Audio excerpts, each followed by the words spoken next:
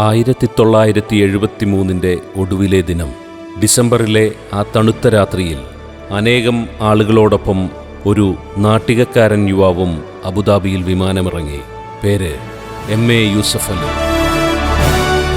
അത് ഒരു ചരിത്ര നിയോഗത്തിൻ്റെ വരവേൽപ്പാണെന്ന് അന്നാരും കരുതിക്കാണില്ല. തൻ്റെ കുടുംബ ബിസിനസ്സിൻ്റെ ഭാഗമാകാനെത്തിയ ആ ചെറുപ്പക്കാരൻ ഇന്ന് 5 പതിറ്റാണ്ടുകൾ പിന്നിടുമ്പോൾ MK സ്റ്റോഴ്സ് എന്ന ചെറിയ കടയിൽ നിന്നും ലുലു എന്ന ലോകോത്തര ബ്രാൻഡിലേക്ക് എത്തിയത് ഒരു സുപ്രഭാതത്തിലെ അത്ഭുതമല്ല. പിന്നിട്ട വഴികളിലെ കഠിനാധ്വാനത്തിൻ്റെയും ആത്മസമർപ്പണത്തിൻ്റെയും നാഴികക്കല്ലുകൾ അതിൽ നമുക്ക് ദർശിക്കാം. അത് കേവലം ഒരു ബ്രാൻഡിൻ്റെ വളർച്ച മാത്രമല്ല, ലോക നേതാക്കളോടൊപ്പം തല ഉയർത്തി നിൽക്കുന്ന ഒരു മഹാമനുഷ്യസ്നേഹിയുടെ വളർച്ച കൂടിയാണ്. പത്മശ്രീ ഡോക്ടർ MA യൂസഫ് അലി എത്ര ഉയരത്തിലായാലും തൻ്റെ ചുറ്റുമുള്ള അശരണരുടെ കണ്ണീരൊപ്പാൻ അദ്ദേഹത്തിൻ്റെ കരങ്ങൾ എന്നും താഴ്ന്നു തന്നെയാണ് നിന്നിട്ടുള്ളത്.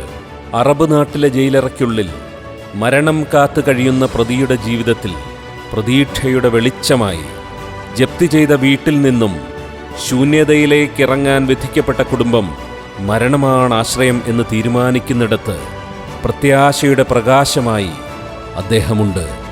മക്കളുപേക്ഷിച്ച അമ്മമാർക്കും ഭിന്നശേഷിക്കാരായ കുട്ടികൾക്കും ഉറവ വറ്റാത്ത സഹായത്തിൻ്റെ അരുവി, തൻ്റെ മരണശേഷവും ഒഴുകിയെത്തുമെന്നുറപ്പുവരുത്തുന്ന കാരുണ്യത്തിൻ്റെ പ്രകാശഗോപുരം നമ്മെ വല്ലാതെ അത്ഭുതപ്പെടുത്തുന്നു. അബുദാബി മലയാളി സമാജത്തിൻ്റെ മുഖ്യരക്ഷാധികാരി എന്ന നിലയിൽ ഞങ്ങൾക്ക് നൽകിയ സ്നേഹവും കരുതലും ഒരിക്കലും മറക്കാൻ കഴിയുന്നതല്ല. പ്രതിസന്ധി ഘട്ടങ്ങളിൽ താങ്ങായി, ഉയർച്ചകളിൽ അഭിമാനമായി ആ പ്രകാശഗോപുരം മലയാളി സമാജത്തോടൊപ്പമുണ്ട്. അദ്ദേഹത്തിൻ്റെ ഉപദേശ നിർദ്ദേശങ്ങൾക്കായി ഞങ്ങളെന്നും കാതോർത്തു നിന്നിട്ടുമുണ്ട്. ഏറ്റവും ഒടുവിൽ 55 വർഷത്തെ സ്വപ്ന സാക്ഷാത്കാരമായി മലയാളി സമാജത്തിന് സ്വന്തമായി സ്ഥലം ലഭിച്ചതിലും ആ കയ്യൊപ്പ് പതിഞ്ഞു എന്നതിൽ ഞങ്ങൾക്കഭിമാനമേറെയുണ്ട്.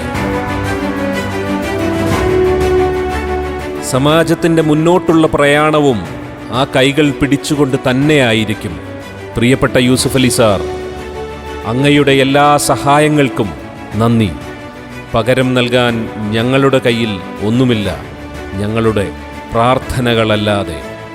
1000-ലധികം വരുന്ന സമാജം അംഗങ്ങളുടെയും അവരുടെ കുടുംബാംഗങ്ങളുടെയും പ്രാർത്ഥനകളിൽ അങ്ങുണ്ടാകും. എന്നും എക്കാലവും ആരോഗ്യത്തോടെ ദീർഘകാലം അഭിവൃദ്ധിയിൽ ജീവിക്കാൻ ദൈവം അനുഗ്രഹിക്കട്ടെ എന്ന് ആത്മാർത്ഥമായി പ്രാർത്ഥിക്കുന്നു. നിറഞ്ഞ സ്നേഹത്തോടെ സ്വാഗതം ചെയ്യാം അദ്ദേഹത്തെ ഈ വേദിയിലേക്ക്.